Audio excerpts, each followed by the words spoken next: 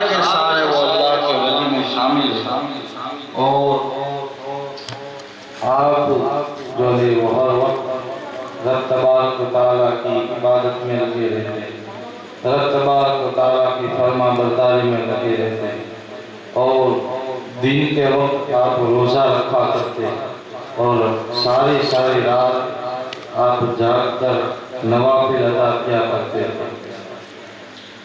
ایک مرتبہ آپ جب نہر کے کنارے بیٹھے ہوئے تھے، بھوک کا غلبہ تھا، بھوک آپ کو شدت کی لگی تھی کہ آپ نے دیکھا کہ نہر سے ایک سیب بہتا ہوا آ رہا ہے، تو آپ نے اس سیب کو اٹھا کر کھا لیا۔ سیب کو کھانے کے بعد جیسے ہی نماز کا وقت آتا ہے تو آپ نماز پڑھنے میں مشغول ہو جاتے ہیں۔ آپ جب نماز پڑھتے ہیں تو کیا دیکھتے ہیں کہ آپ کا دل جو ہے وہ نماز کی طرف اتنا مائل نہیں ہے۔ آپ کو نماز پڑھنے میں جو پہلے سکون ملا کرتا تھا مگر اب وہ سکون نہیں ملا کرتا۔ آپ فکر مند ہیں کہ آخر مجھے نماز کے اندر وہ لذت کیوں نہیں مل رہی، نماز کے اندر وہ چاشنی کیوں نہیں مل رہی، وجہ کیا ہے؟ جب آپ غور و فکر کرتے ہیں تو آپ کو یہ پتہ چلتا ہے کہ میں نے جو سیب کھا لیا ہے یہ اسی سیب کی وجہ سے ہو رہا ہے، اور میں نے یہ سیب کھایا ہے یہ بغیر اجازت کے کھایا ہے، نہ جانے اس سیب کا مالک کون ہوگا، میں نے اس کو پوچھے بغیر یہ سیب کھا لیا ہے، اسی وجہ سے مجھے نماز کے اندر لذت نہیں مل رہی، نماز کے اندر سکون و قرار نہیں مل رہا۔ بس آپ اسی بے چینی کے عالم میں اس سیب کے مالک کو تلاش کرنے کے لیے نکل جاتے ہیں۔ آپ تلاش کرتے کرتے کئی باغوں کا چکر لگاتے ہیں، کئی باغوں میں پھرتے ہیں اور پوچھتے ہیں کہ بھئی یہاں سیب اس باغ کے اندر پائے جاتے ہیں۔ آپ کو پتہ بتلایا جاتا ہے کہ فلاں باغ کے اندر جاؤ، وہاں پر سیب پائے جاتے ہیں۔ آپ وہاں پر پوچھتے ہیں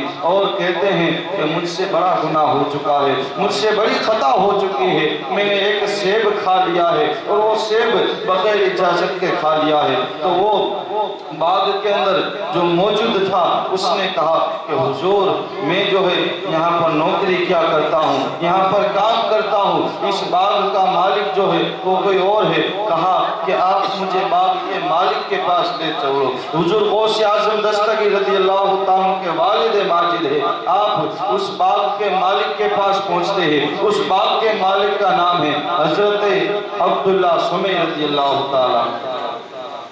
یہ عبداللہ سمی رضی اللہ تعالیٰ جو ہے حضور غوث اعظم دستگیر رضی اللہ تعالیٰ کے نانا جان ہیں، اور آپ حسینی سید ہیں۔ تو آپ کی بارگاہ میں آئے، عرض کیا کہ حضور مجھ سے بڑی خطا ہو گئی۔ کہا کیا بات ہے؟ کہا کہ آپ کے اس باغ سے جو نہر جا رہی ہے اس نہر میں آپ کا سیب بہتا ہوا آ گیا تھا اور اس سیب کو میں نے بغیر آپ کی اجازت کے کھا لیا ہے، اسی وجہ سے فکر مند ہوں، اسی وجہ سے پریشان ہوں، لہٰذا آپ مجھے معاف کر دے، میں آپ کے پاس معافی مانگنے کے لیے آیا ہوں۔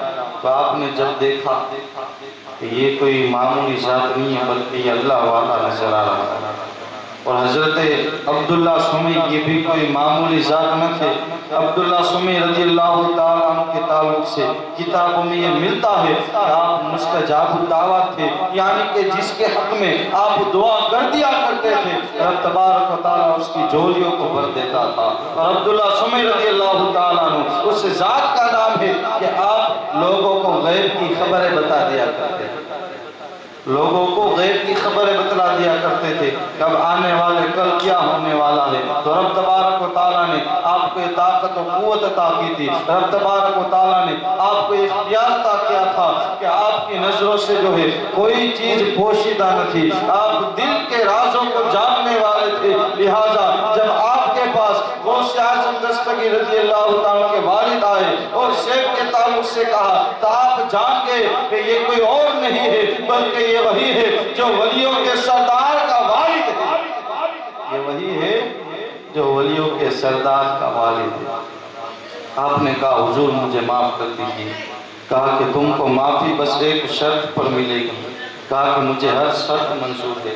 کہا کہ تم کو اس باغ کے اندر خدمت انجام دینا ہوگا، میں جو جو کام کہوں تم کو وہ کام کرنا ہوگا۔ کہا ٹھیک ہے مجھے منظور ہے۔ آپ روایتوں کے اندر آتا ہے 20 سال تک اس باغ کے اندر آپ خدمت انجام دیتے ہیں، اس باغ کے اندر آپ کام کاج کیا کرتے ہیں۔ ایک دن اچانک حضرت عبداللہ سمی رضی اللہ تعالیٰ عنہ آپ کو اپنے پاس بلاتے ہیں اور کہتے ہیں کہ اے بیٹا ابو صالح، دیکھو تم معافی طلب کرنا چاہتے ہو، تم چاہتے ہو کہ میں تم کو معاف کر دوں۔ کہا کہ ہاں حضور میں یہ چاہتا ہوں کہ آپ مجھے معاف کر دے، مجھ سے بڑی خطا ہو گئی ہے۔ حالانکہ شریعت کے اعتبار سے آپ پر کوئی گناہ لاگو نہیں ہو رہا تھا، کوئی خطا لاگو نہیں ہو رہی تھی، کیونکہ جو سیب آ رہا تھا وہ تو پانی بہتا ہوا آ رہا تھا، تو وہ معلوم نہیں ہے کہ کس کا ہے، اور وہ باغ سے کٹ کر آ رہا تھا۔ لہٰذا آپ پر شریعت کے اعتبار سے کوئی جرم آپ پر لاگو نہیں ہو رہا تھا، مگر آپ پھر بھی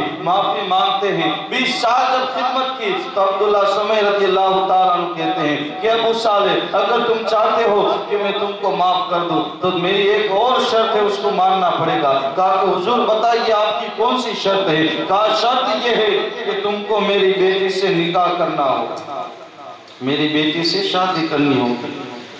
کہا کہ ٹھیک ہے مجھے منظور ہے۔ کہا کہ پہلے سن لو۔ کہا کہ کیا بات ہے؟ کہا کہ میری بیٹی جو ہے وہ آنکھوں سے دیکھ نہیں سکتی، کانوں سے سن نہیں سکتی، بولنے کی طاقت اس کے پاس نہیں ہے، اور پیر سے بھی وہ معذور ہے، چل پھر نہیں سکتی۔ کیا تم اس سے نکاح کرنے کے لیے تیار ہو؟ کہا کہ اگر آپ کی یہی شرط ہے اور اسی شرط پر آپ مجھے معاف کر دیں گے تو میں خوشی خوشی نکاح کرنے کے لیے راضی ہوں۔ آپ کا نکاح ہو جاتا ہے۔ نکاح ہونے کے بعد آپ جب خلوت میں جاتے ہیں، اپنی زوجہ محترمہ کے پاس جاتے ہیں، جیسے ہی دروازہ کھولنا ہوتا ہے آپ دیکھتے رہ جاتے ہیں، حیران پریشان ہیں کہ سامنے ایک خاتون ہے جو چاند و سورج سے زیادہ بھی حسین و جمیل چہرے والی ہے، اور اس کے نور سے سارا کا سارا گھر چمک رہا ہے، مہک رہا ہے۔ آپ فوراً اس گھر سے باہر نکل آتے ہیں، اور باہر نکلنے کے بعد عبداللہ سمی کے پاس واپس آتے ہیں اور کہتے ہیں کہ تم نے کسی غلط خاتون کے گھر میں مجھے بھیج دیا ہے، کسی غلط خاتون کے حجرے میں تم نے مجھ کو داخل کر دیا ہے۔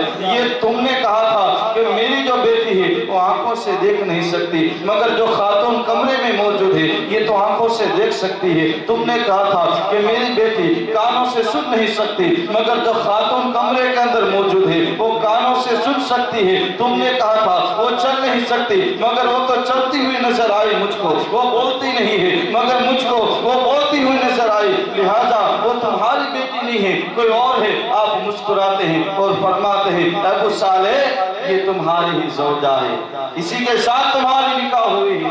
اور میں نے جو کہا تھا نا کہ وہ آنکھ سے دیکھتی نہیں ہے، سنو بات دراصل یہ ہے کہ اس نے اپنی آنکھوں سے کبھی غیر محرم مرد کی طرف آنکھ اٹھا کر بھی نہیں دیکھا، کسی مرد کی طرف میری بیٹی نے آج تک آنکھ اٹھا کر بھی نہیں دیکھا، لہٰذا اسی وجہ سے میں نے کہا تھا کہ وہ آنکھوں سے اندھی اور بول نہیں سکتی، یہ اس وجہ سے کہا تھا کہ اس نے اپنی زبان سے آج تک کبھی کوئی غلط الفاظ نہیں نکالے، سن نہیں سکتی، یہ اس لیے کہا تھا کہ اس نے اپنے کانوں سے کبھی کوئی غلط بات سنی ہی نہیں ہے۔ یہ اگر سنتی تھی تو مصطفیٰ کریم کا ذکر سنا کرتی تھی، یہ سنتی تھی تو اللہ والوں کا ذکر سنا کرتی تھی، سنتی تھی تو قرآن مقدس کی تلاوت سنا کرتی تھی۔ اور میں نے کہا تھا کہ یہ پیر سے معذور ہے، چل پھر نہیں سکتی، لہٰذا اس کی وجہ یہ ہے کہ اس نے اپنے پاؤں کو کبھی گناہ کی طرف نہیں بڑھایا ہے،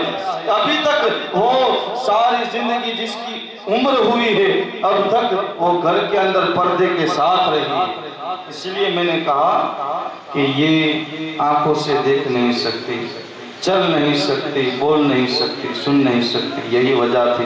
جاؤ یہ میری بیٹی بڑی پاک دامن ہے، اور تم جیسے پاک دامن نوجوان کے لیے میں نے اپنی بیٹی کو تمہارے لیے چنا ہے، تمہارے ساتھ اس کا نکاح پڑھایا ہے۔ اب آپ وہاں سے خیر آباد کہہ کر، وہاں سے الوداع کہہ کر اپنی زوجہ کو ساتھ لے کر اپنے وطن پر تشریف لاتے ہیں، اور یہ وہی حضور غوث اعظم دستگیر رضی اللہ عنہ کے والدین ہیں کہ آپ کے والد کا نام ابو صالح، والدہ کا نام ام الخیر فاطمہ،